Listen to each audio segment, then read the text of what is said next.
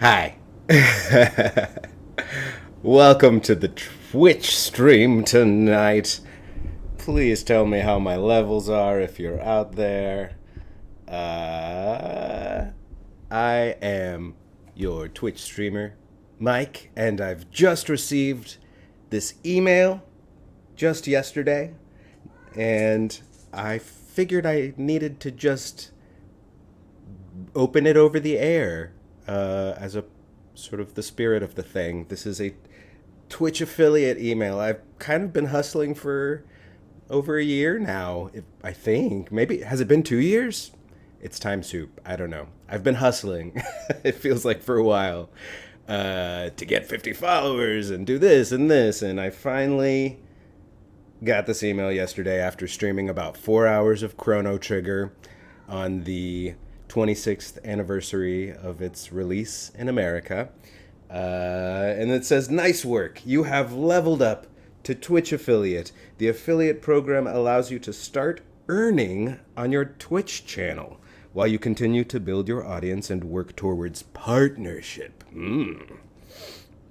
Twitch affiliates can earn revenue from ads shown on their channel, subscriptions including the Tier 1, Tier 2, Tier 3, and Twitch Prime free options, and receive 1 cent per bit used to cheer in their channel. Okay, I have got to learn what a bit is and cheer.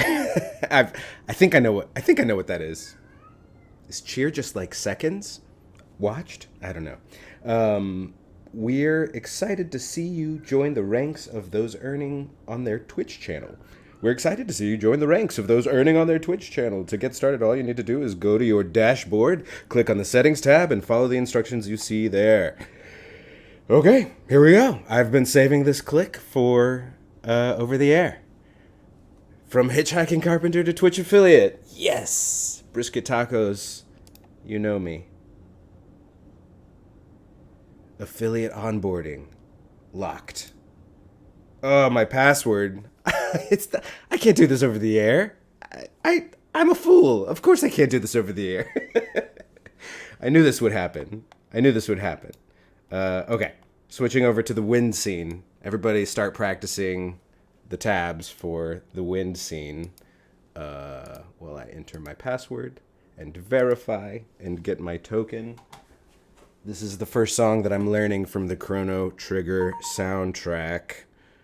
And I might play a little bit of what I've been practicing tonight, if we're lucky, if I can hang. Here we go. Submitting, verifying my account. Here it is. Back to this.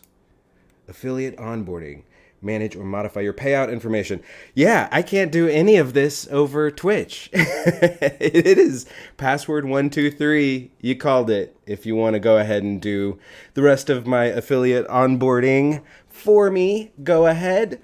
Meanwhile, I'm gonna save the rest of that for offline because it looks like it's just like, here, start taking your money. That's cool. That's good to know, and I'll let you know more later about that.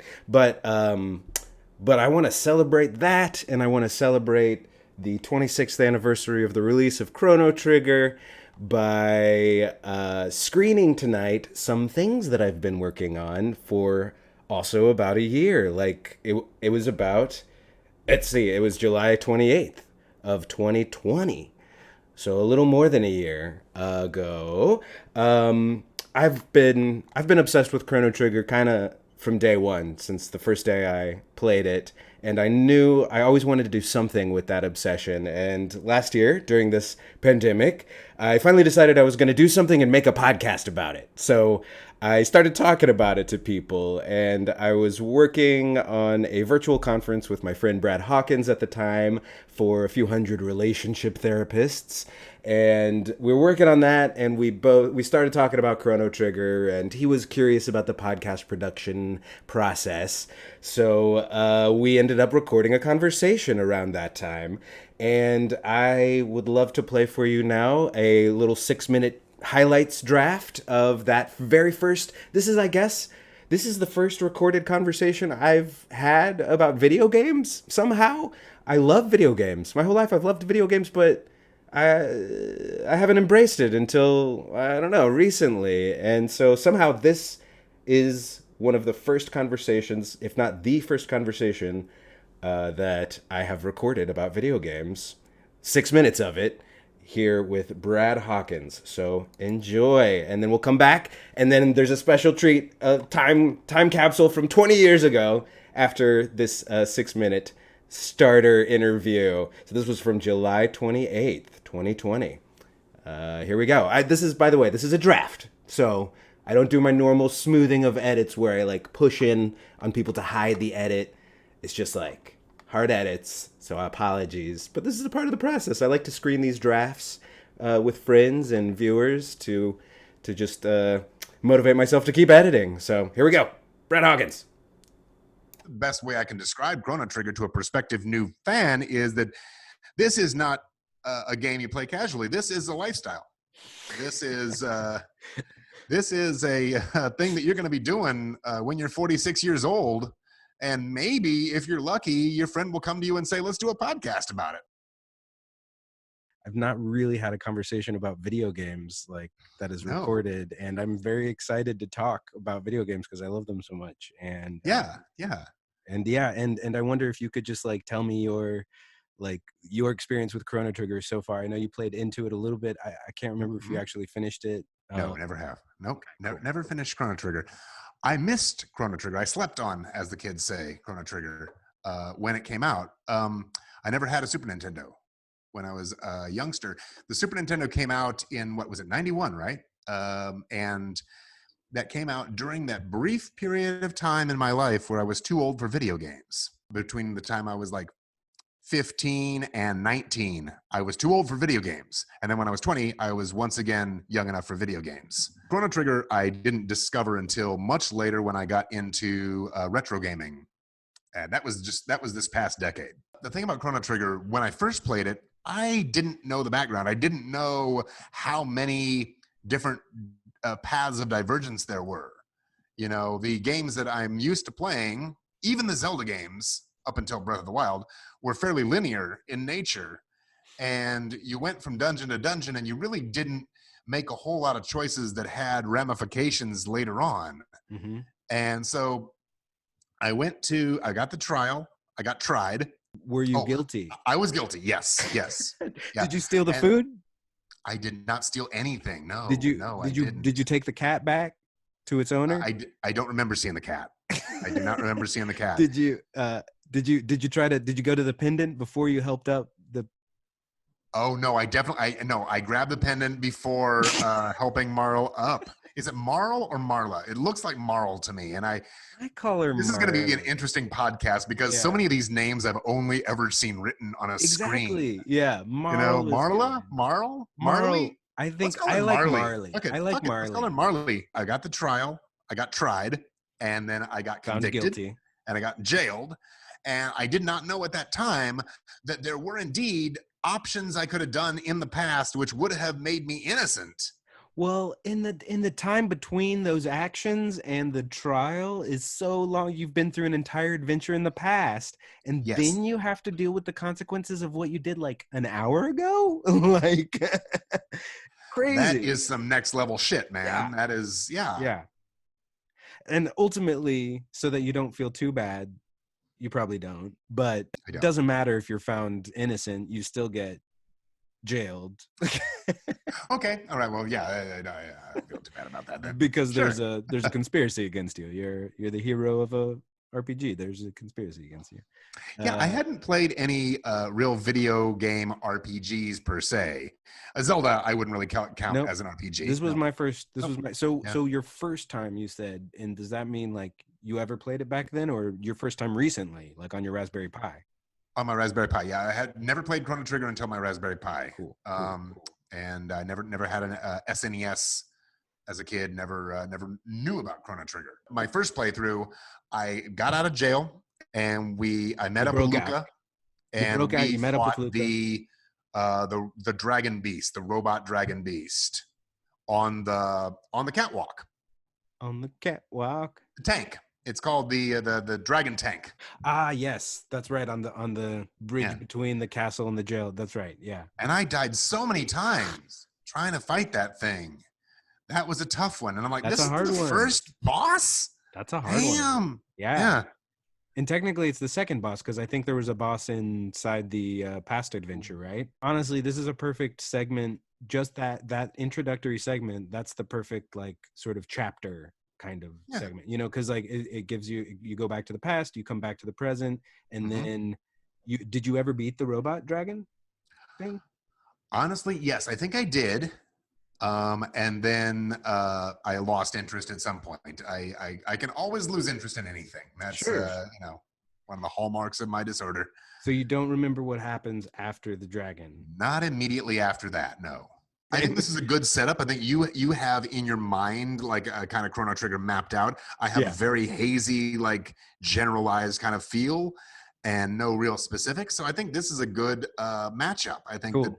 we should, before every episode, you give homework where you say, okay, the next stopping point is when this happens. Cool. And we play it until we come to that.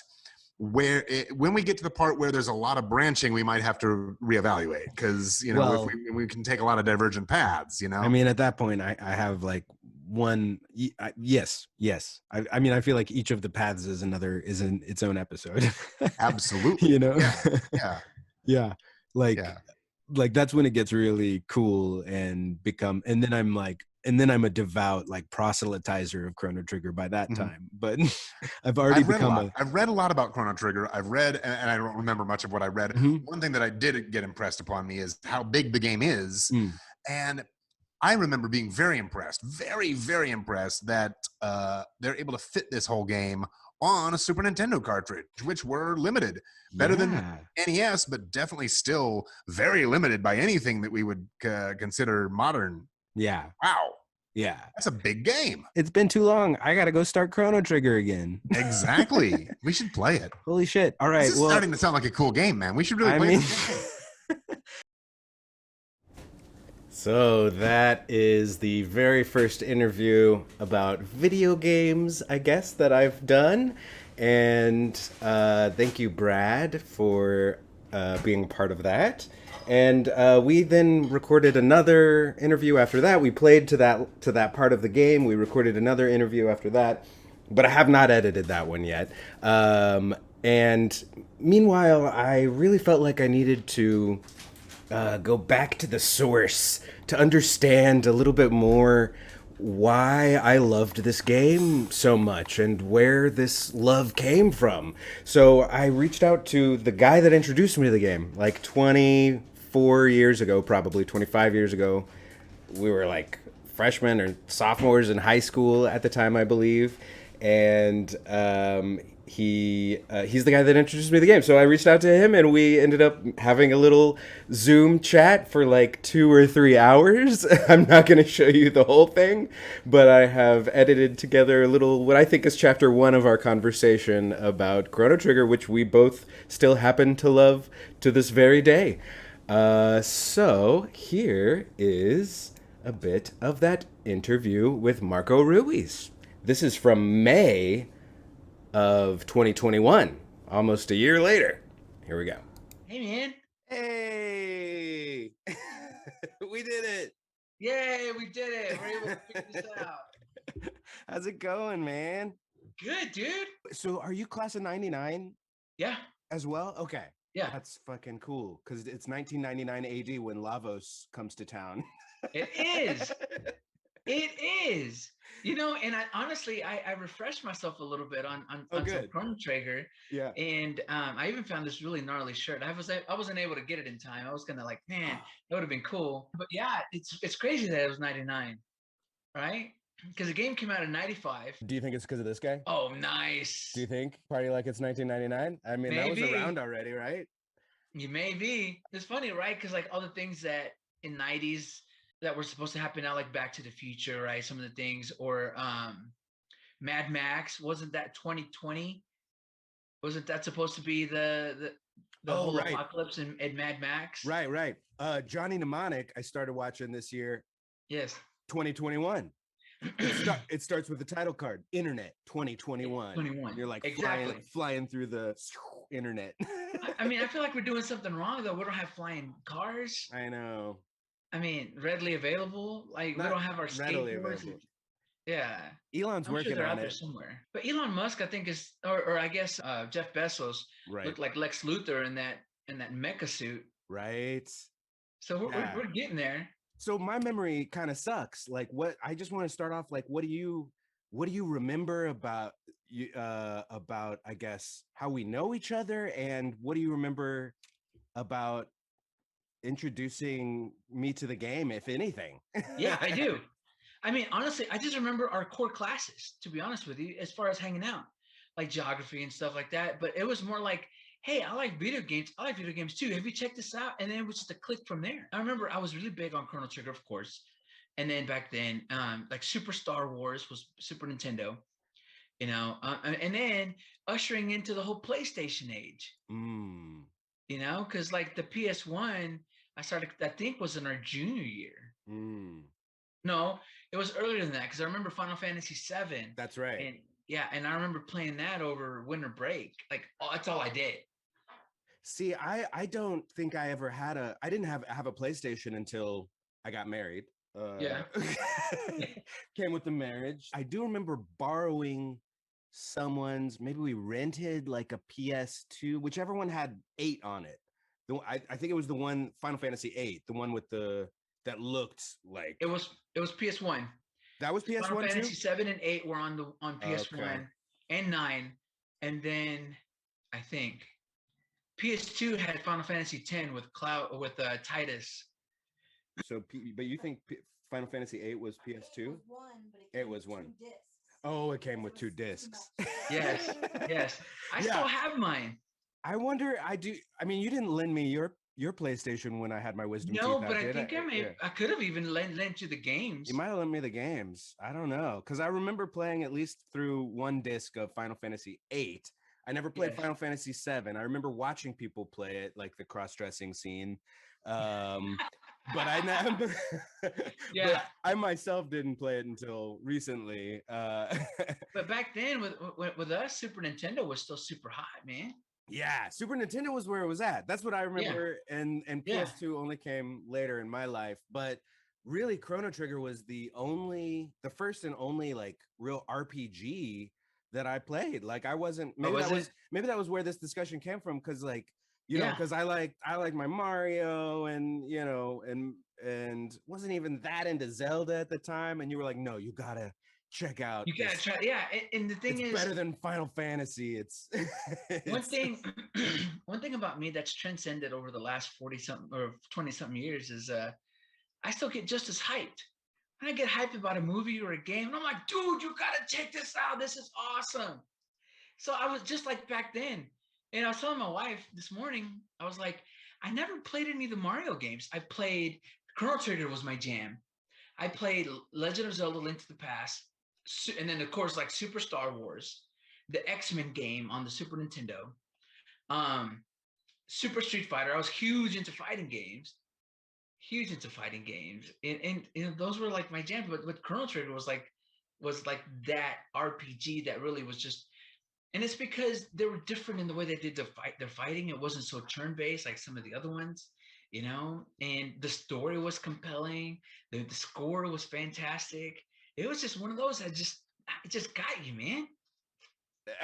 All those things. I still listen to. I got the CD of the score. I listened while I lived in an apartment for 12 years in Austin. Like right after I graduated, I moved into this apartment, and then I stayed there for 12 years. And the only thing that got me through moving out of that apartment was the score for Chrono Trigger, because it's like time travel listening to that score. You're like remembering the different levels. Yep. So what other games do you have? What other games resonate with you like that? That you just hear the score and you're just, I mean, come on. When you hear Sonic, I never had a Sega. So a lot of it is the Mario stuff. Like Yoshi's Island was like the pinnacle of SNES to me, because they started using that, like the add-on chip that they put onto the cartridges, the extra graphics card, and so Yoshi would morph, and just the score was just like so jazzy. And you And just get down with it, man. I just like, and it just I find myself, humming it just around the house still.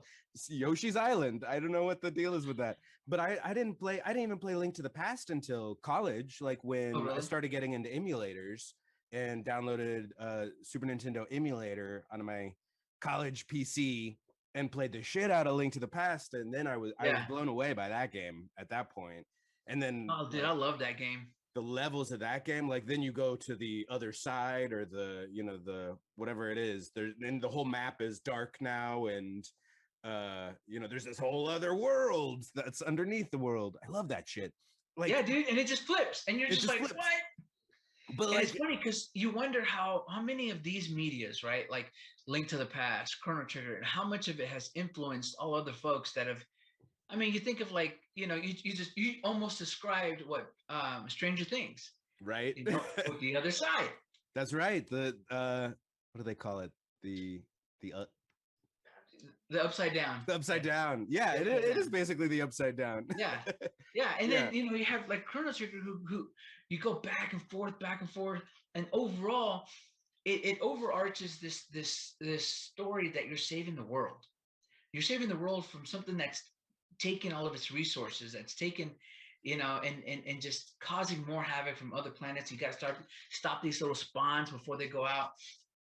And and those themes, they're in so much other media, right? Yeah. Anime, games, comics, everything.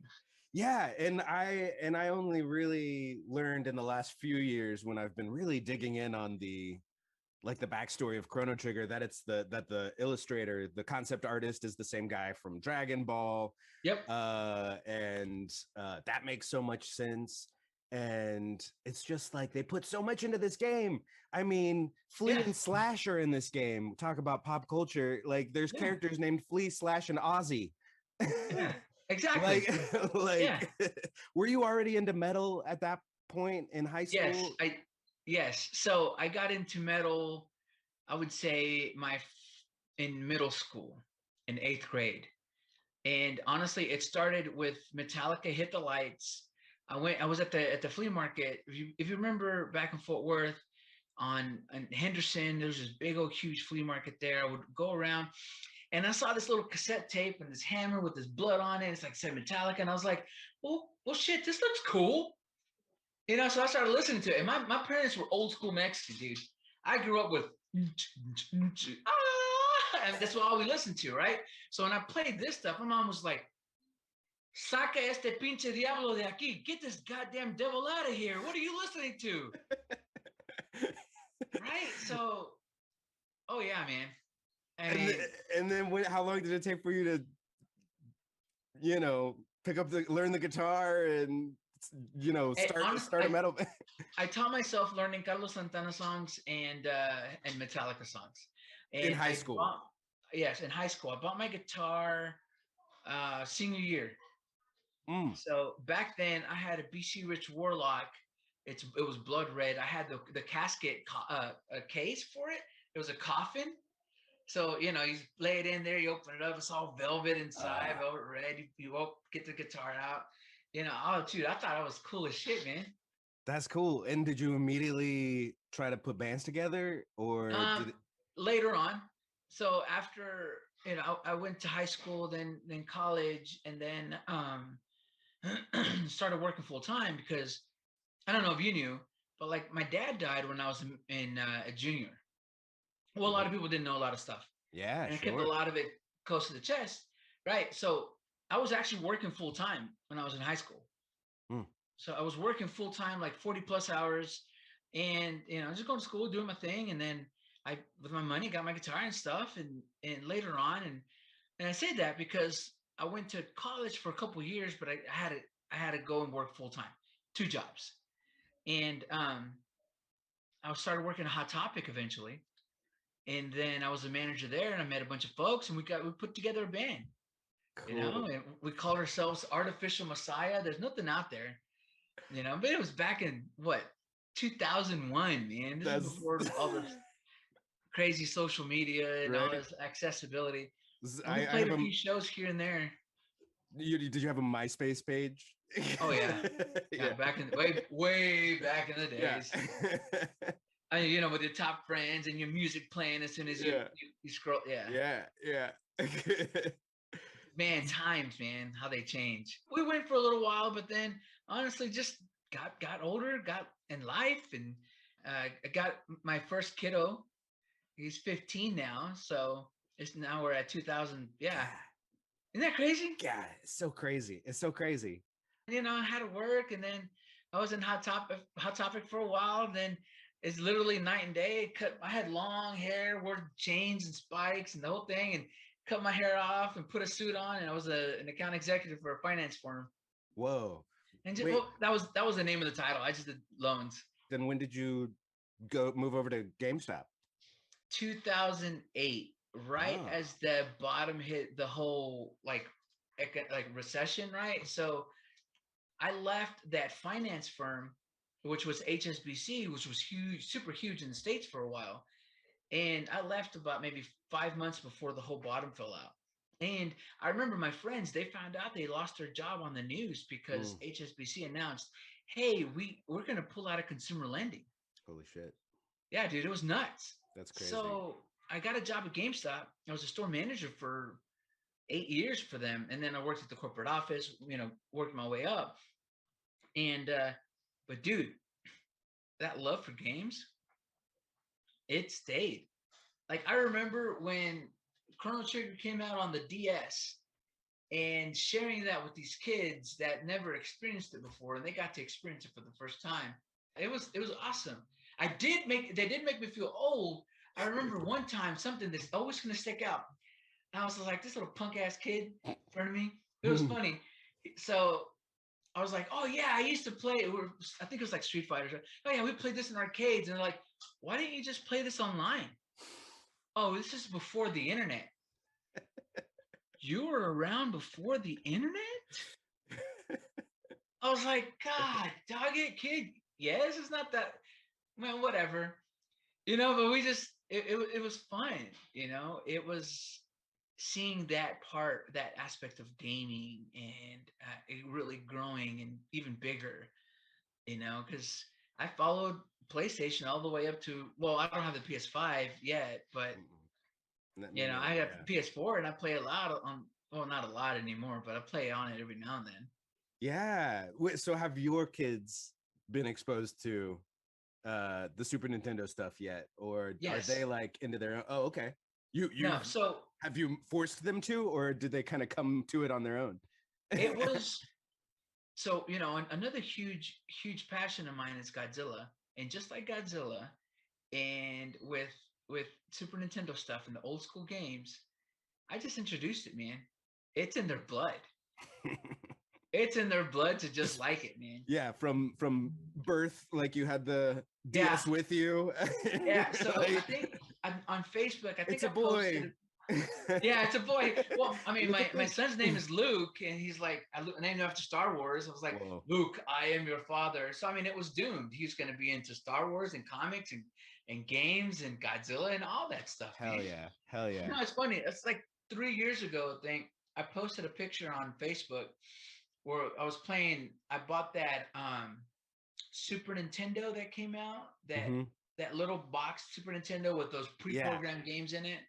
You know, and I was playing with my kids, and they're all over here crying because I just won't go easy on them. Dad still has those skills, man. Yeah. You know, on Street Fighter, Mario Kart, F-Zero. Yeah. But they like it. I mean, one of my boys, they're all into games. I mean, with GameStop, like we're a super gamer family. Like we have, I think 5 PS4s in the house, 2 or 3 PS3s.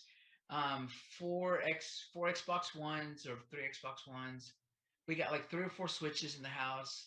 We got so much. Everyone's had a DS. So there's a lot of the old school games that just are super cheap to get on there, and they're easy for the kids to buy them. So, And then one of my boys has like a souped up PC now too, and he Nice. plays all kinds of games. So, um, Like all like the I did some analytics on my network, and we averaged when the kids were doing school here, when there was because of lockdown and stuff, we're averaging about a gig of downloads every week, or not a gig, a terabyte of downloads every week. oh yeah. Yeah. yeah. A So terabyte. a terabyte A every terabyte. week of That download. is insane. You know how much Johnny Mnemonic can hold in his brain? It's like not even a gig. And they're like, and they're Yeah, like, it's crazy. it's too much. Yeah. It's his brain's gonna explode. And now I got like a little baggie of little chips that eats like 64 gigs on them, man. Yeah. It's like, they're tiny. Yeah, it's insane. It's insane. It's crazy where we've come, man. Yeah. That I didn't expect. I mean, and that seems to be the one thing where we surpass all of the sci-fi expectations of hardware and RAM storage. Yes. Like somehow that is the thing where it's like, actually, no, we're in terabytes and beyond now. Yeah, I have to buy hard drives for all the consoles. Even my wife's console, I had to get her a 2 terabyte hard drive just to get her download the rest of her stuff. PS4. She has a PS4, Switch, and the Wii U, and she has a DS. I mean, even my daughter, she's 7. She has a 360, a PS3. She has her tablet. She has a 2DS.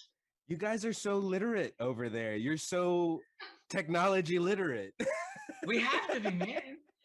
Dude, well, I mean, you can't give me too much credit. Like, I got a Snapchat, and I'm over here like the old guy. Like, wait, what is this? And what's that? My kid came up. No, you're doing it wrong. You got to do this and you got to do that. And I was like, oh, I don't understand. I don't understand Snapchat either. I am like, tech is my job, and Yeah. some actors were like, on set one day, we're like, you got to get Snapchat. That's where all the I haven't used it since then. That was years ago. Yeah. It's funny. My kids make fun of me because they say that Facebook's for the old people. Yeah, I guess so. I'm supposed to be doing Instagram and TikTok now, and I just can't. Yeah. And not even Instagram anymore. Is that what you said? Well, that's what my wife was just saying. Yeah. I don't know. My boys still use Instagram pretty often. They're both 14 and 15. Yeah, it's all about Insta and then Twitter and then everything. I don't know, man. Man, so I for a while, but this pre-pandemic, really, the last couple of years, there's like it's not a GameStop, it's called Game Over, but it's like right down the street from me, and it's right by a breakfast diner type place, Mhm. Kirby Lane. And every time I went to Kirby, I would walk over to Game Over, because I knew exactly where the empty slot was, where they kept their Chrono Trigger when it came in. Like it was just an empty slot. And I'd go in every time I had breakfast at that place, and just just coming by to see if you have it. Yeah. Because I've never played that version with the anime cutscenes. Oh, really? Before, and that's sort of the last version that I don't have. I have it for my PC. I've got it for my on my iOS devices. I got the app version. I got it on like 2 different Wiis, on emulator, and I needed to be completionist about it. I needed, I still don't have a PS1 version of it. I know they released it originally on I think the PS1. There's a Chrono Trigger, Chrono Cross, I think. Chrono Cross is a different game. Right, but I think they came. I don't know. I thought they came together in a pack or something. There was I think there was because whenever Squaresoft and Enix became Square Enix, I think they re-released a lot of that stuff like that. Shit, you've just surpassed my knowledge too. I didn't even the Squaresoft. Well, the thing is, I was engrossed into the whole video games, and that was my job. I had to know what was going on, and I had to talk about the newest games, the retro. You're just. Yeah, go ahead. I Sorry. was just gonna say, as soon as you say something wrong or you don't know, then you start losing credibility. Right. You're the perfect person for me to interview about this shit. Then I knew it. I'm so glad that you were excited to Oh yeah, jump on here man. and talk about this shit. I'm always down to talk, and especially in this day and age. Now, like I'm actually working from home now, Mm-hmm. so and which is totally new to me. And I love to be social and going out, but now they're like, hey, we might not go back to the office in our department. And I was like, oh, Wow.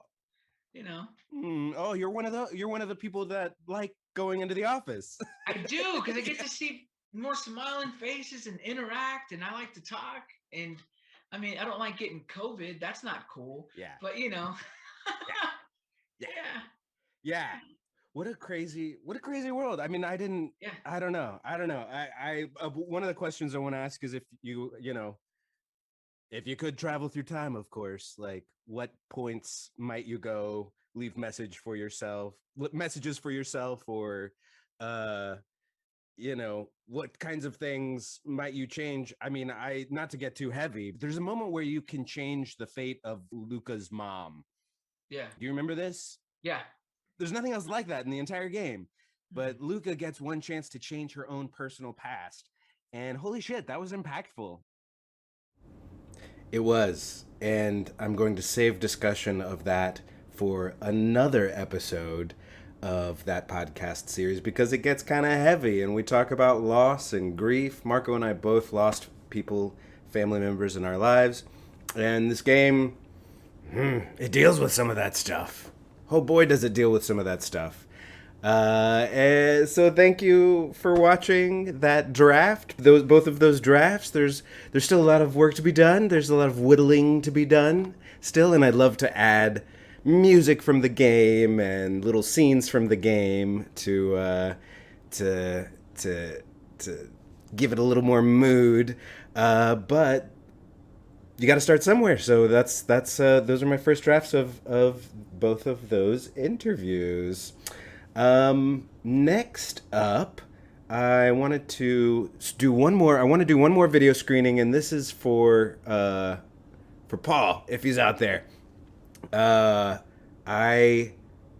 have been starting to finally dabble in virtual reality. Got the Oculus Quest 2 for Hanukkah birthday. Last night of Hanukkah and my birthday were the same day. It had to be for that. And I've been recording some of these experiences as I go so that I can analyze the experiences. And there's a VR mind mapping app that just came out. And I recorded the whole thing, and I wanted to share it with Paul, and he may join us in a little bit for a discussion about this and how it functions and how we might, what we think might be missing from it, how we might make our own VR mind mapping app, which is something else that we've been thinking about, brainstorming about for several years now. So anyway, here is that. It's a review. It's another like 20 minutes or something, but Paul and I might come in, halfway through and start talking about it. So thank you all for being here, and thanks for watching Screening Night with me. Here we go. This is my first experience with a VR app called Noda. I am very excited to test Noda today. I have been anxiously anticipating its release sometime in July of 2021, and that release was yesterday. And so here I am in Noda for the first time. It is a mind mapping app for virtual reality. I'm on my Oculus Quest 2. And I'm super excited to give it a shot because I really want to make mind maps in virtual reality. I've been wanting to make a virtual reality mind mapping app myself, but I'm going to check out Noda. Maybe it does everything that I need it to do. We'll see. Make 3D mind maps and models to capture and share your ideas. Bring white circle near the button. Yeah.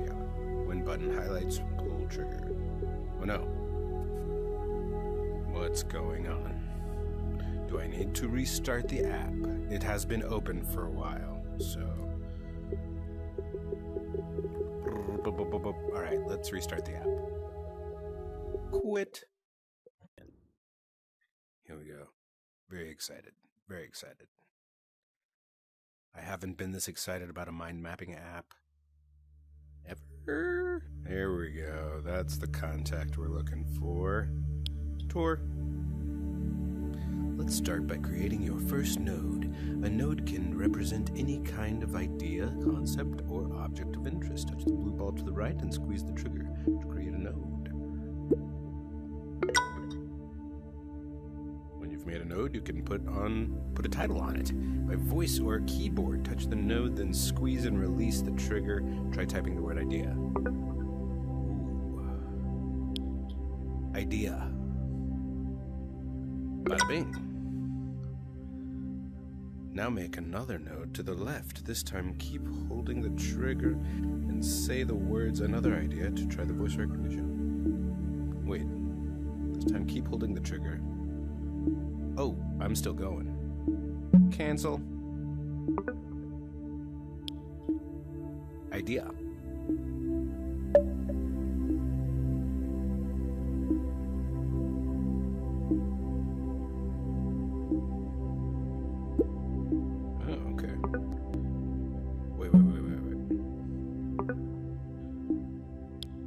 Another idea.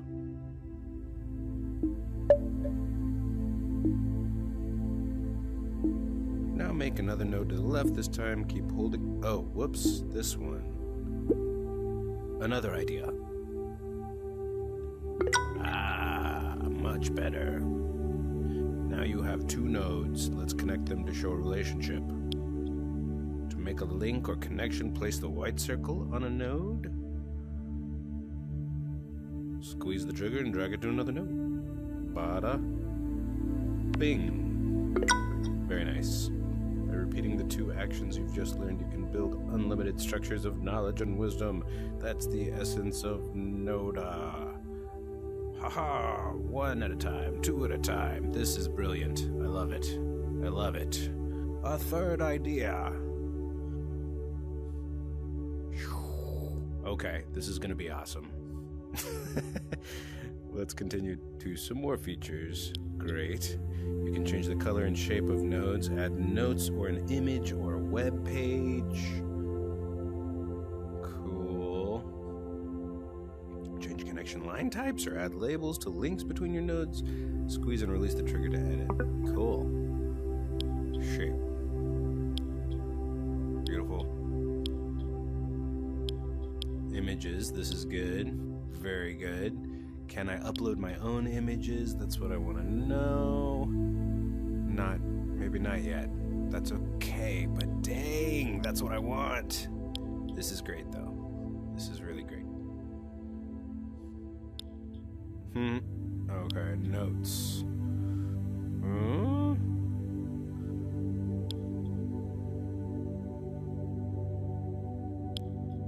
Can you upload images? How do I get this done? Can you upload images? Yeah, close.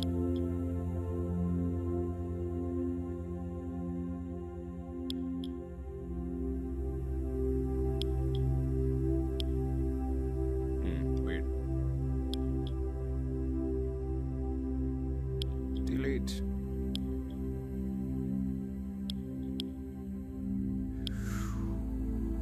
Yeah, typing is not great in VR. Not great, but I can just do the voice and not have to, boop. No, where is that? Note.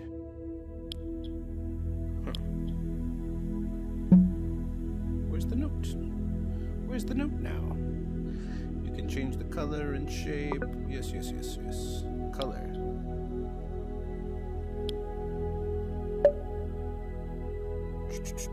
Change connection line types. Oh. Okay. A little thickness. Style. Cool. Cool.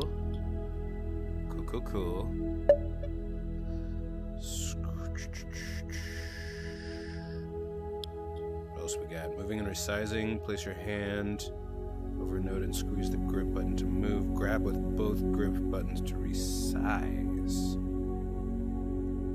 Okay. Give it a shot or proceed. Boom. Deleting. There's a bit of a knack to deleting nodes or connections. This saves you from deleting by mistake. To delete, first pull the thumbstick down until you see the circle go black. Oh. Then squeeze the trigger over a node or connection to delete it. No. Let's get this one. Boop. Okay. Moving around. Push thumbstick left or right to turn. Grab some open space with your grip to scoot around. Right. Push up with your thumbstick, point at the ground. Pull trigger to teleport. How about up here? Ah, okay. There we go. Press the upper thumb button on either hand to open your menu.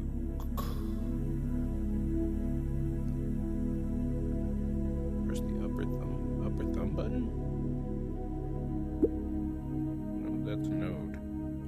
Oh, this.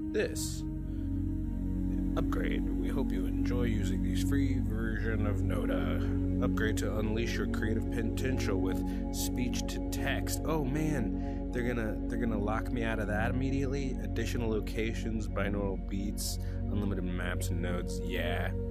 I mean, obviously I'm gonna upgrade for a little while until I build my own, I guess. Oh, you can do meetings in here?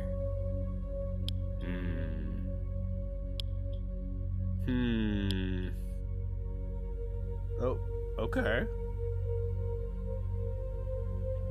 Interesting.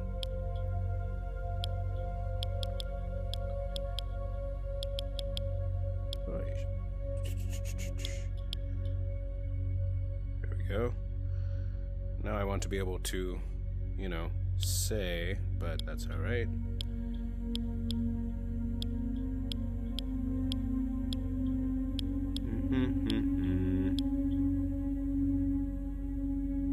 Haha, how about that?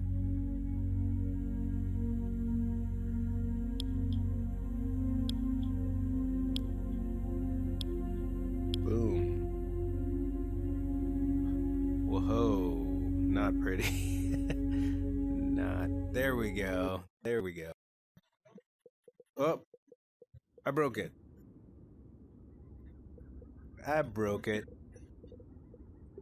That was my first adventure in Noda. I played it until I broke it.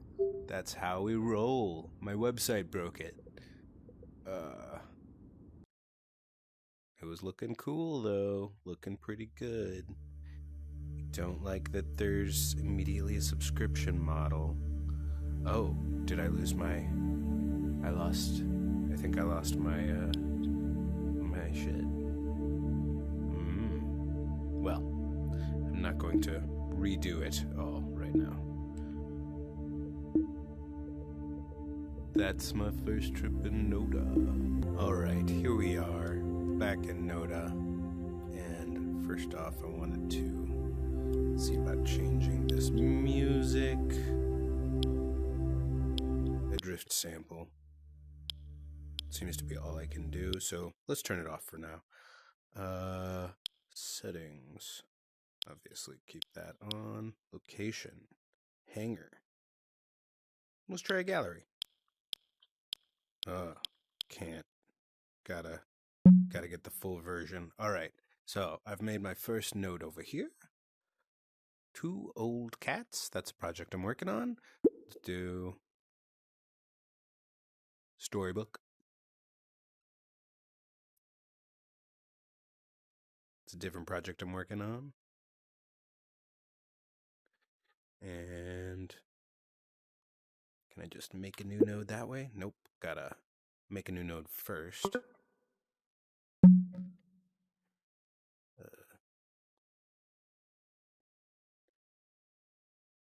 Dev license migration. Speech to text limit reached. Please subscribe from up. Oh, I can't even try it out. I can't even give it a good shot. There's no way I'm typing all that into. It just reached its whoosh. And I'd love to be able to flick this Minority Report style, you know? Because I'm done. Wow. Wow. Wow, wow, wow, wow, wow. This makes me, now I have to build my own because, I mean, I'm going to subscribe for at least a month, I guess. You've forced my hand, but that's just rude. Can't even give it a good shot, you know? I guess I should have done it in the tour. I don't know. Jeez. Well, that's sort of disappointing. I can't really give it a good shot. But you can sense that it could be cool, right? Boom, boom, boom. These are my two things. What am I gonna do with the rest of my day? See, I can do this. This is nice. Two Old Cats, storybook. Actually, it's Two Old Cats first.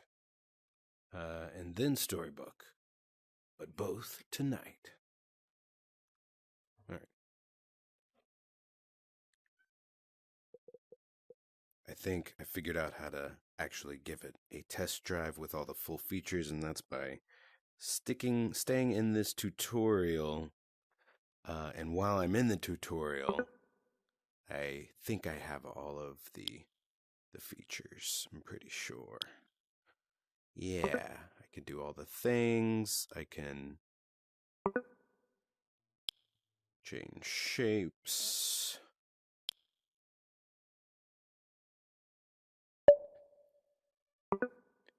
And I think I can use as much of the speak to word as I want.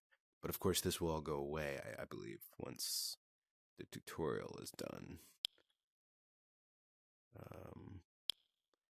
Cool. And so, yeah, so I like that. I can use images, but I can't upload my own images. So I have to find. It's got to be an emoticon. Storybook.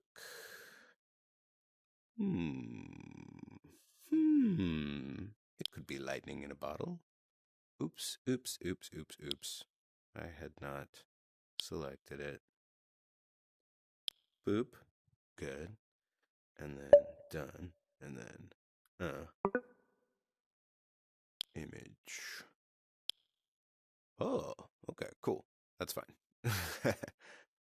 What else we got? What else we got? We got anything else? That's fine.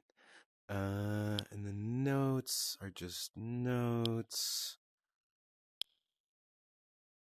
Dev license migration. Yeah, that's fine. Okay. Oops. And this is where it crashed on me on the first time, so I won't fuck with that too much. Alright, so, but this is happening right now, and I need meet with Jeff Worth. Boop.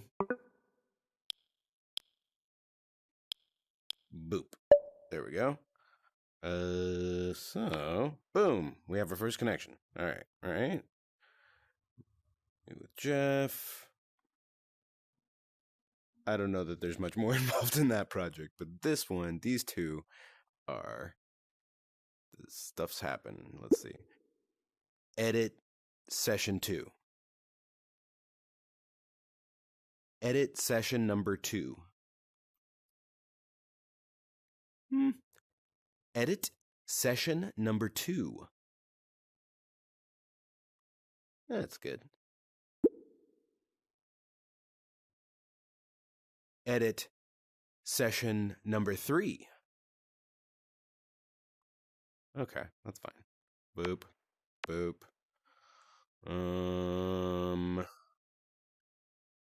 So what am I missing here? There's like it's missing something for me. I need more. I guess it's these images.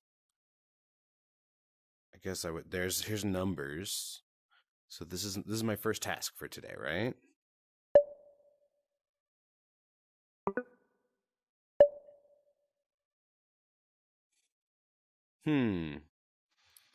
Yeah.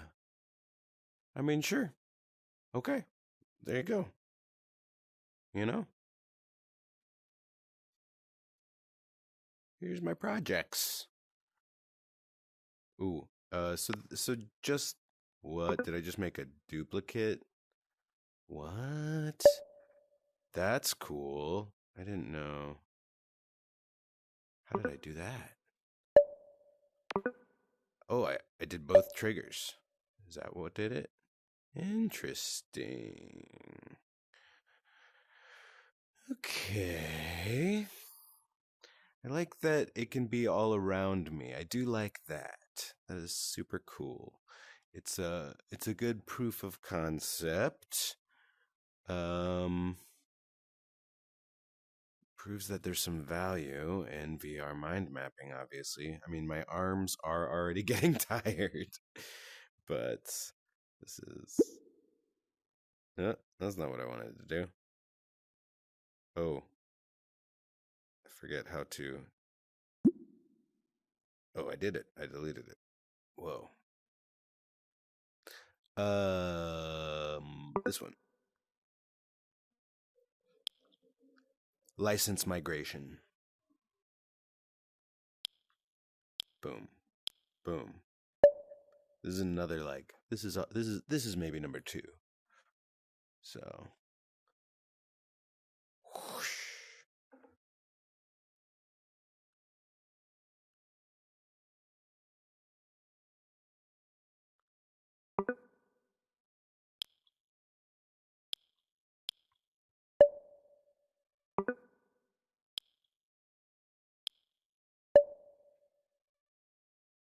Mm-hmm.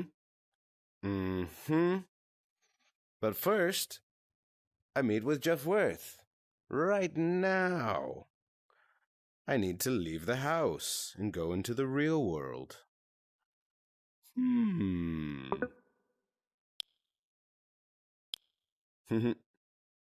Yes. Boom. This is is there a car? There's not even a car. Is there a car? What do we got? This is it, huh? Rocket ship. There we go.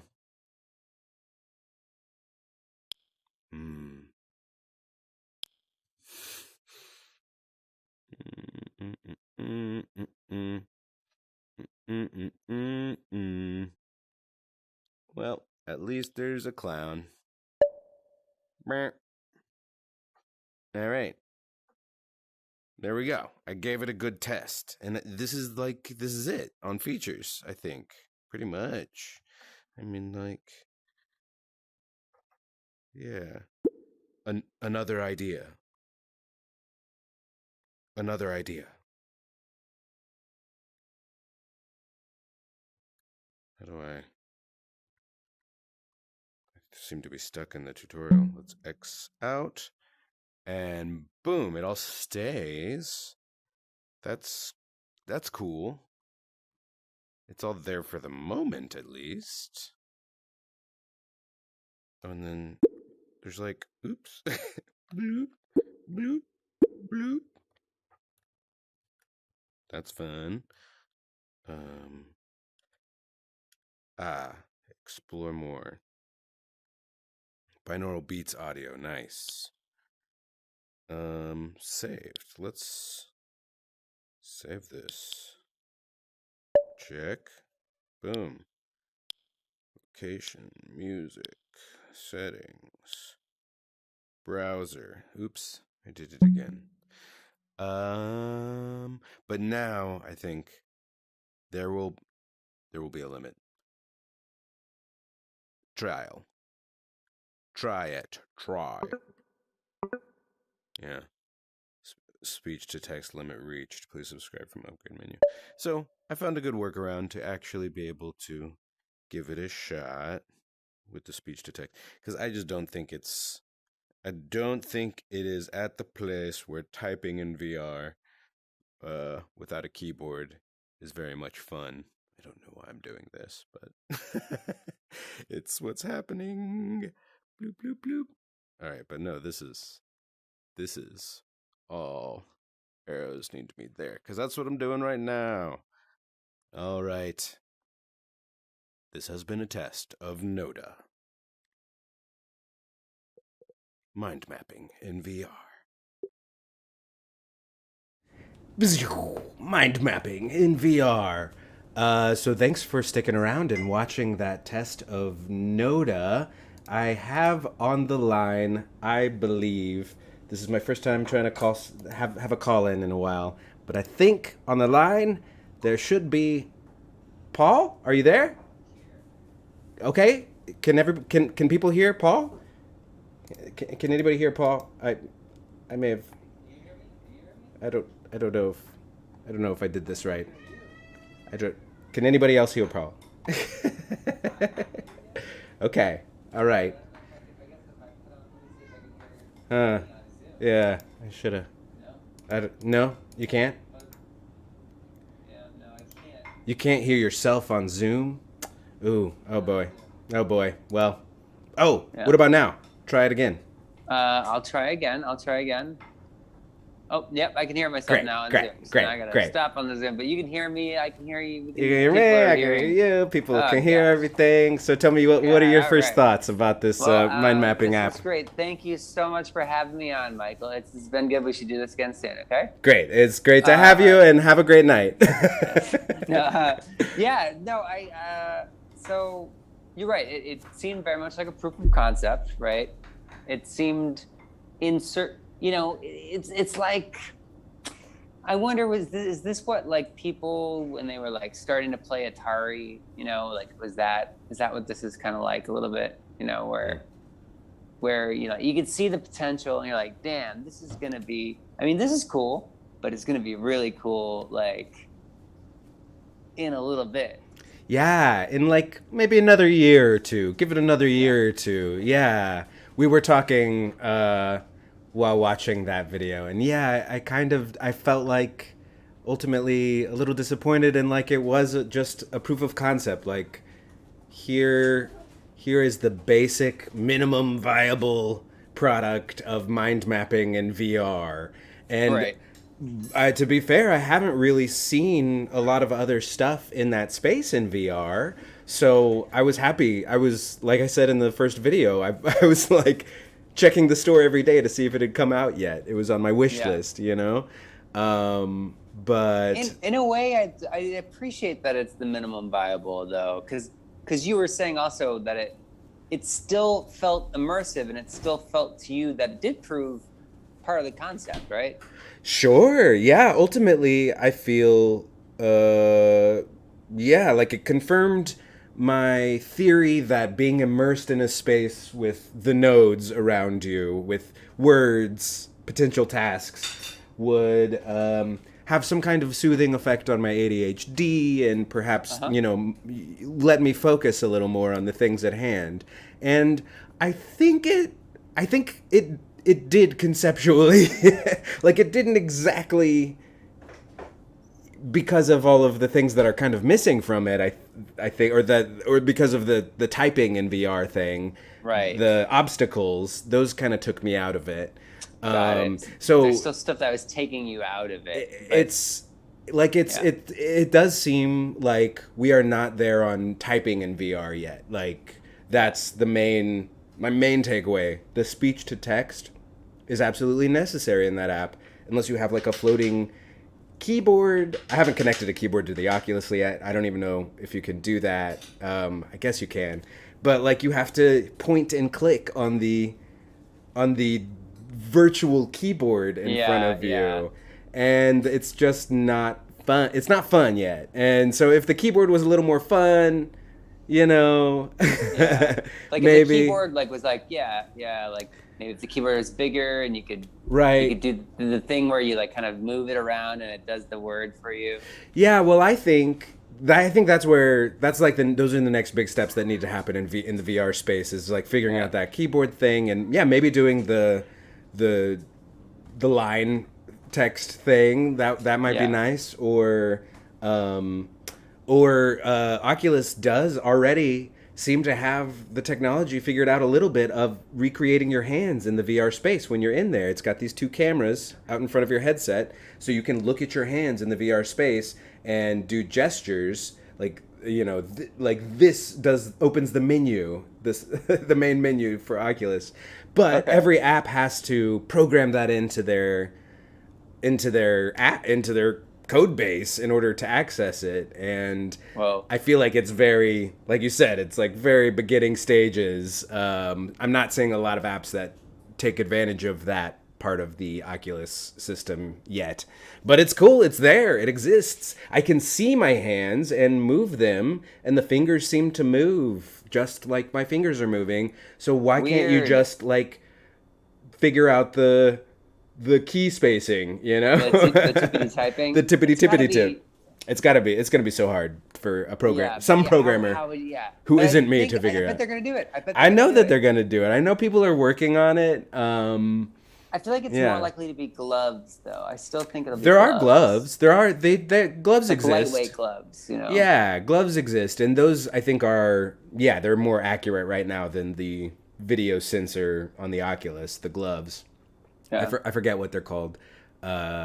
Magic Leap, might be. I forget. Okay. Don't quote me on that. But there are some gloves out there. But yeah. What? Any other thoughts about that? Like, did you feel like something was missing, or how did it compare to your vision of a VR mind map? Well, in a way, it's like I said, it's like I almost have more questions for you, because I really think that's the thing with VR, is like you can watch a 2D rendition of VR and it'll give you an idea of what it is, but ultimately it is the immersiveness of being in the space that makes it a like qualitatively interesting and different sort of experience, and brings it closer to that visceral feeling of reality. In a way, like it's less representative, right? That's the whole immersive thing.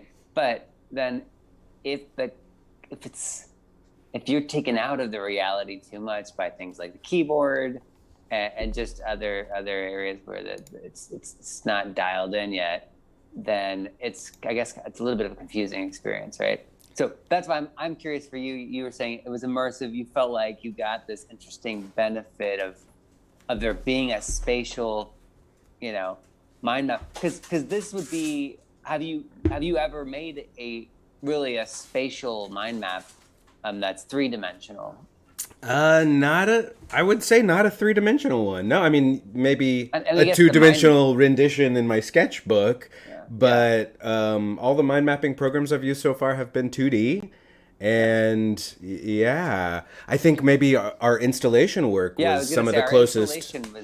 That was the closest thing I've gotten in, and this in a way reminds me of that. At its core, that installation work was all based on these wire frames, right? That we tied smaller wire to and connected other things to, images and all kinds of things, lights and things. Footage sometimes, and this felt like the basic functionality of stretching a wire from one idea to another is there, but what I need in a mind map, and it might help to even like look at this book. Hang on a second.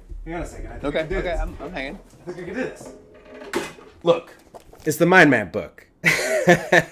And I'll tell you what's missing. Yeah. I'll tell you what's missing is there are things you need to be able to prioritize things in a mind map. You need to be able to have like, different sizes, even different sizes of the connecting string, the wire, in order to sort of, establish funnel. A hierarchy of information. Thank you. A hierarchy of information.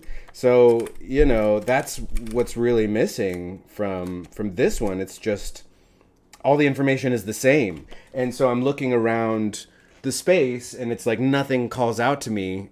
I could use the emoticons to put an exclamation mark on something, but that's pretty much it. Nothing. Yeah. You know, if you're looking around the space and everything is equidistant, like, but the immersion part of it, that's the best part, is that I can then be like, okay, I see everything's equidistant, but I'm gonna grab that one and bring it closer to me. And now, okay, I gotta go meet with Jeff Worth now. You know, that's what sort of happened in that review. Yeah. And ideally that would just be a slightly smoother experience, but then also offer things like, adding video elements and adding your own images. I was very disappointed that there's no like upload, but I know it's all hard to program. You got to program every little thing into something you're making, but you know, I'll tell you. Yeah, go. Just right now, my current actually, I have been doing 3D mind mapping. I started doing it, I think, during the pandemic, but I've been calling it productivity solitaire. Have I shown you this? No. This comes basically from GTD, where he's talking about writing things on index cards. Right. And that's the Getting Things Done system by David Allen. And he recommends everything you have to do.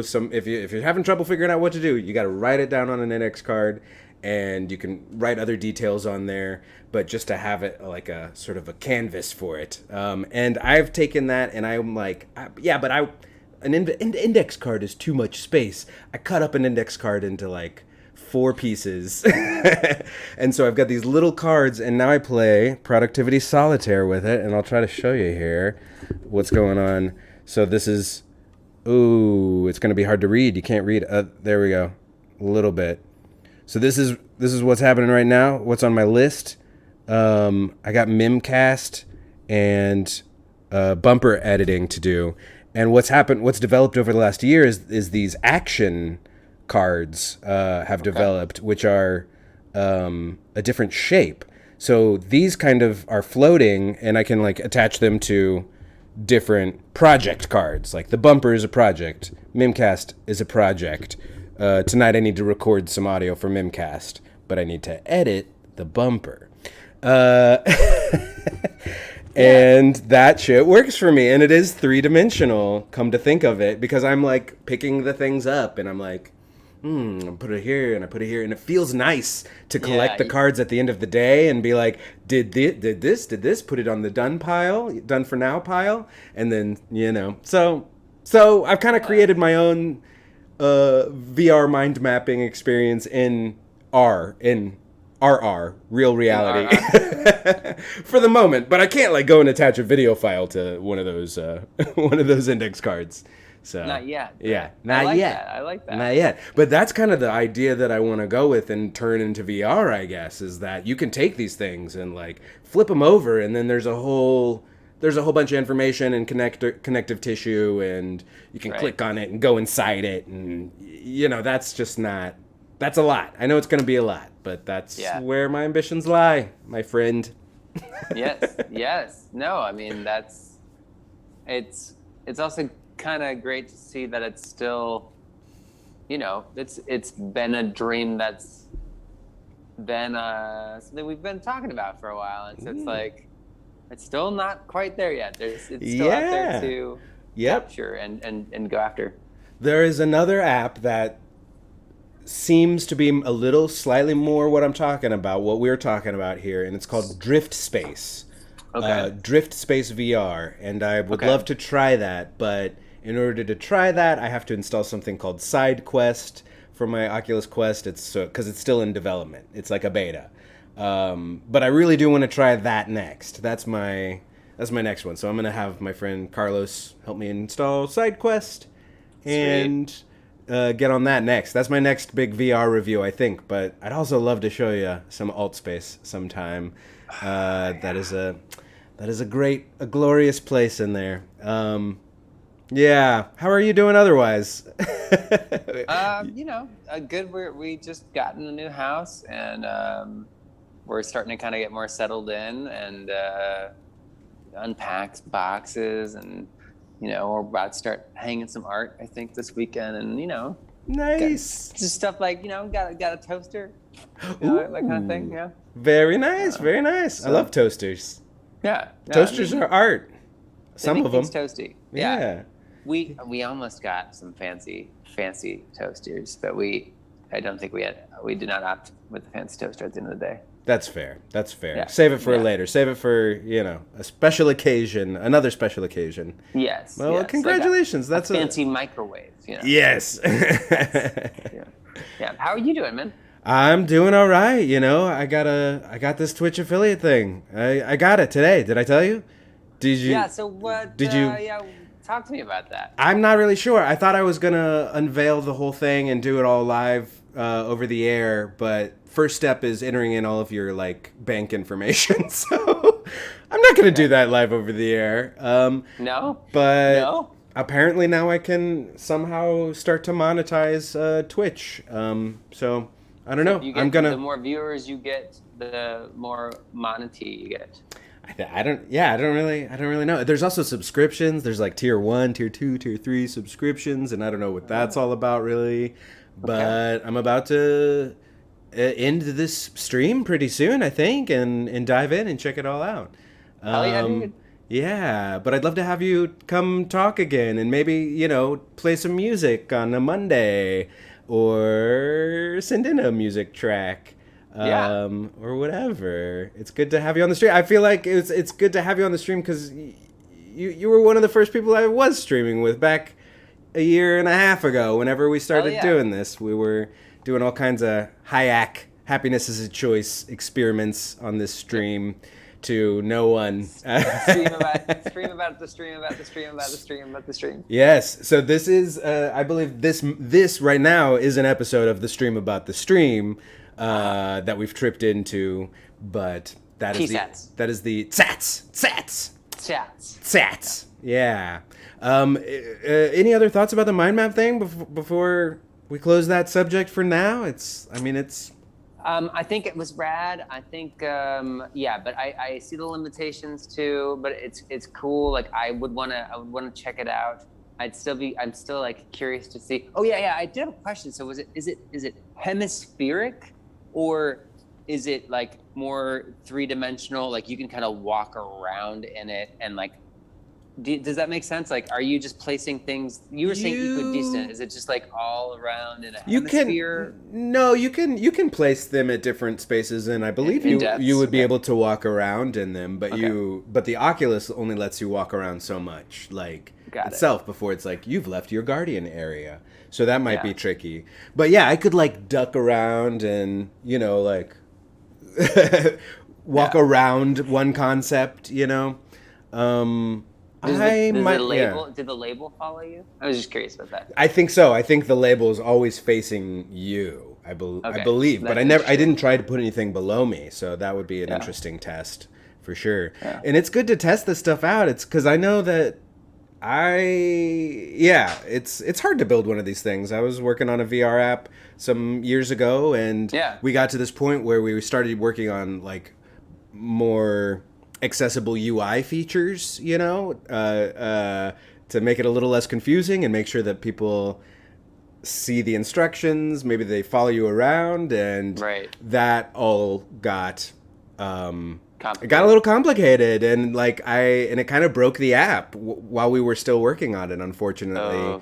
One of the programmers I had just sort of uploaded something, and it broke the app, and then I could never kind of really figure out what happened and how to fix it. So that's where it is right now. But then also so much time passed since we started that app that all of the VR libraries have been updated in that time, and it might just be good to kind of start it over. Unfortunately, it's just so much time already went into it. You could walk around the 20 rooms, you could walk around the space, and I don't know, we'll see. I'll open it up one of these days and see how it's doing, but right now I'm focused on building 2D apps. I'm focused on the UI part of it first. Now I'm building out the UI stuff before I get into the 3D world. And I'm building a interactive audiobook app, and we just showed our first draft of it to the client today, and she's liking where it's going. I'm excited Very to cool. keep going with that. So I think I wanna check that out. That sounds awesome. once we got that under our belt, I think I'll open up the VR project again. But gotta focus. That's fair. That's fair. Yeah, and maybe I should do a 2D mind mapping app before I try to do a 3D one too. Might not be a bad idea. Maybe I guess Yeah. I guess in some senses you might there's a a set of basics about it that you guess you would learn from doing it. And I really do want to be able to flick things. I don't know if you heard that part of the review. Like I was angry in the first video, and I was like, I just want to be able to throw that ball away now. And I think that would be a visceral, because you're right, it's hard to see what's going on in 2D, but in the headset it is a visceral thing, and maybe embracing that and adding like some hit detection, like your ideas can bump up against each other, or you can throw them away, or then tractor beat them back, or whatever. Well, yeah. Is having the handles also, do you feel like that kind of changes a little bit? Because I was thinking like, man, if I was in there, I'd be wanting to like grab the ideas, move them around like with my hand, like they're balls in space, rather than like kind of, I guess, attached to them, and then Yeah, well, and you're kind of doing that. It did. I don't know if it read like that, but this is the handle. So you're basically just like grabbing onto it with that. Oh, okay, cool. And you grab the idea and drag. This is what I was doing. I was doing this with them. Just holding a fist. Interesting. Yeah. You've never played with one of these yet, right? Not recently. Maybe at Wonderscapes. I think those were Oculus. No, I don't know. I don't know. Did you not? Did you do I think the last time I was like really in VR was like before even Preserver was going on. It was like probably in like 2015. Did you not do it at that installation that we went to for your birthday? Wonderscapes or whatever. Is that? I think Wonder that's what it's whatever called. was. Yeah, Wonder, yeah. There was the one VR thing that was like at the long table. Yeah. Right. Yeah. You didn't do that. No, I did that. Oh, okay. I didn't think there was a handle. Oh, there was thing no with it. interaction. You're right. That was just Yeah, kind of a passive experience. Yeah, it was like watching like a VR video. I Right. guess. Right. Yeah. You need more than that. So it was confusing. Was it just confusing to look at in 2D? It didn't really read at all, or No. It wasn't confusing. It's just you just know that there's a different experience between the 2D and the 3D, and also it's like, if we were looking at one of your beautiful hand drawn mind maps, like it's able to be more easily kind of digested in a 2D format because it's made in a 2D format. right. Whereas the 3D format is, it's being designed for the 3D format, so it doesn't flatten as well in terms of the video, but it's still, you still do get that concept, that sense. It's just, there is something compelling to the idea of like, literally it'd be great to be able to just like put my idea at this point in space, draw a line, and then like, and also have sort of these like more dandelion networks of ideas and things. Yeah. You know what I mean? No, I mean that's ultimately. I was flipping through the book to get some examples, but then I landed on like a picture of a neuron, and ultimately that's where the mind maps come from. It's this sort of concept of radial thinking, and my mind maps, when I'm drawing them, always end up looking a little bit like neurons, and I just don't really have that capability in there. It was just straight lines. Right. Straight up lines. And there's another cool VR thing that I would show on here for sure if you're interested, called Tilt Brush, which is like paint. Have you heard of this Tilt Brush already? is tight. I love Tilt Brush. Nice. No, Tilt Brush is cool, and there's like whole I mean, there's like whole movements around it, right? Yeah. I feel like Oh, there's yeah. like social tilt brushing and stuff like that. Like you can go and like visit people's like tilt brush worlds or scenes or whatever. Yeah. There's a lot going on in Tilt Brush, and it's just so cool to go in there and watch how people painted things in 3 dimensions.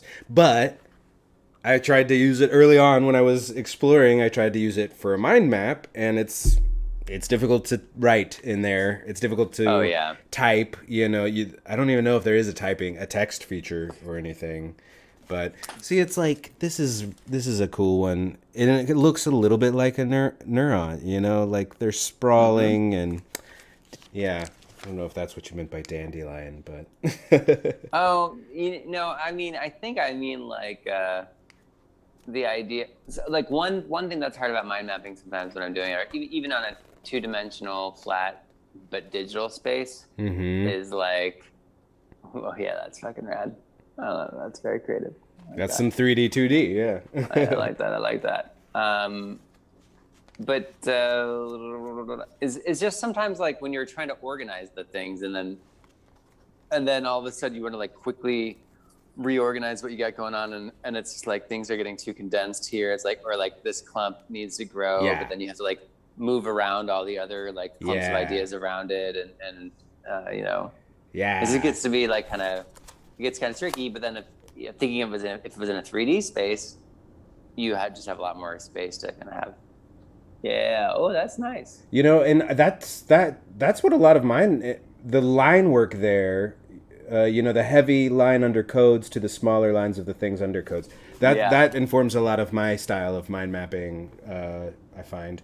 But yeah, that was another thing that was missing that I don't know that I really mentioned in the review, was being able to grab a clump of ideas. Like, didn't seem possible in there. In a lot of mind maps, it's like, in a lot of mind map software, it's like you long press, hold it down or something, or double click or something, and then you can take the central node and move the whole group around with it, and that is so important for mind map software to be able to do that. So yeah, cool. Yeah. All right, man. Well, good. You got it. Did you get it all out? I can't wait I think so. to share more with you. Yeah. Well, so this is a, you know, like a, we'll see, but you're trying to get these going again, and it might be more regular. I am doing Mondays, Wednesdays, and Fridays is what I have currently committed to for August Stream Timber Bober. August Stream Timber Bober. August Stream Timber Bober. Yeah, that really needs to be an ad. August Stream Timber Bober with Make It Media. Come join us Monday nights. Wait, every Monday. Make every Monday music and media with Mike and friends for August Stream Timber Tober Tobber. Rum Tum Tigger. And then Wednesdays is Workshop Wednesdays, and I might be playing some of the guitar building stuff, and then just generally trying different things that I haven't tried before. Like last Wednesday, I tried streaming the game Chrono Trigger. A few days ago. And then Friday is today, and it's Free Play Friday. I meant for this last Friday I played some Final Fantasy X. And this Friday, I played a bunch of videos. And I'm thinking about like maybe a weekend one, like a Spotlight Saturday or something, where we spotlight other things going on in Austin, other art projects. But 3 days is a lot already. Yeah, I was going to say 3 days is a lot. Yeah, so I'm probably going to call it there for now. Just Monday, Wednesday, and Friday evenings. But I don't even really know when these 60 people that follow us are around or would want shows to be. So if anybody's seeing this and has a preference on time, when do you want me to go live? Because I'm kind of, I can make it work. I like later in the evenings because I'm a little bit more awake. But I'm happy to do it at 2 p.m. if somebody's out there and wants to watch it. I don't know. When's good for you? You have like you work all day. You can't. I work all day. Yeah, you got to do evenings. Later. I work all day. Thank you, Mother Rhinos. That's what I'm talking about. Later. Yeah. Later in the evening is the best time. Yeah. I think so. Yeah. I liked this kind of 10 o'clock spot. 10 o'clock's pretty good. Nice spot. Yeah. We used to do like 7 or 8, or we try. I don't know. When did we? Yeah. It depends. No, like on a Sunday, probably 7 or 8 is a little bit more feasible. I would Tenable. consider a Sunday night stream about the stream with you Whoa. if you maybe not this Sunday, but Yeah, this but, you Sunday know, I gotta. Yeah, yeah. but okay, Yeah. all right. Well, I mean, it's still a concept that I'm very interested in, and there's a lot of stuff. There's a lot of footage that hasn't made its way to the internet yet. it's true. The stream about the stream. Yeah. T-Sats. T-Sats. Sats. And to Boyd. To Boyd. The Book of Ideal Days. That, actually, I have made an edit of our conversation about the Book of Ideal Days. Okay. And that might be something that I play on one of these Free Play Fridays. That'd be cool. Yeah. It would be cool, because, yeah. You know what's nice about this is, I was just telling Alex, with the pandemic lately, or I don't know, wherever we're at with it, and I've just been working a lot. Sometimes I just feel like all I do is like work and then talk about work. And I forgot that I used to talk about other things before the work. So this is interesting. I'd love to see this reconnect with the past versions of self that I miss. Yeah. Remember, we used to talk about all kinds of things other than work. Yeah. Oh, which reminds me, work. Work. Well, I guess you got to get back to work, huh? Are you working more tonight? Yeah. Well, no. But so wait a minute. Hang on, just real quick. Yeah. How long have you had the Oculus for? Since December. Hell yeah. But I couldn't even. It took me a little while to ease into it because I'm just so excited about that space that I'm afraid I'll get lost in virtual reality. Like the Lawnmower Man. I'll just get. Yeah. I'll turn into a computer person. Yep. Computer space. But I started really, trying things out more towards like March. And it's awesome. There's a lot of cool stuff going on in VR. There's communities there's a community that meets every Wednesday. And I think somebody's already streaming that. Carlos, who I mentioned before, the XR social meetup, and he streams it in 2D to YouTube. So you could watch it, but it's like not the same experience, obviously, as being immersed and being surrounded by people in VR and being able to just move around and talk to different groups of people. And then they'll take you on a tour. Like it's just, 10 minutes of chatting, and then they have a designated tour guide, and they'll take you to several different worlds in Altspace. Huh. Anybody can create a world in Altspace. And I met a woman on there called Wookie Picard, who has built out like every planet from Star Trek has its own little realm that she's created. So you can go to her hub space and see like all the planets from Star Trek and a Borg cube, and the community just give her 3D models of like Borg or starships from the show, 3D models that she can then place into these worlds. Whoa. And it's pretty cool. Like, she apparently did the same thing in Second Life. And then Second Life kind of got overrun with, just... Oh, all the Trumpers and stuff? I don't even know. I haven't been on Second Life in a while, but I think it was overrun with kids. It got overrun, but kids. And but it's just... It's not like it didn't get all alt-right and stuff. Oh, I don't know about that. I don't think so. Why did I assume it got all I don't know. I don't know. Oh, yeah, the alt-righters, man. I really... They love to take over VR. Probably because I've been saying alt space, but it has nothing to do with... I think so, yeah. Yeah. I have yet to have a political discussion in VR. That's nice. That's good. But it's a safe space. Yeah. It's still a bipartisan virtual reality. But there's people trying to there's comedy open mic nights and music open mic nights in there, and people trying to figure out how to do improv in there. And and Altspace has a desktop app. You can actually explore in 2D, and a lot of people do presentations, you know, all week long. But the presentations are easier to do in 2D, like on a PC. So it's kind of crazy. I'll show some of I'd that like to footage see it. I'd eventually. like to see it. At least my interview with Wookie Picard about her Star Trek worlds. Yeah. Yeah.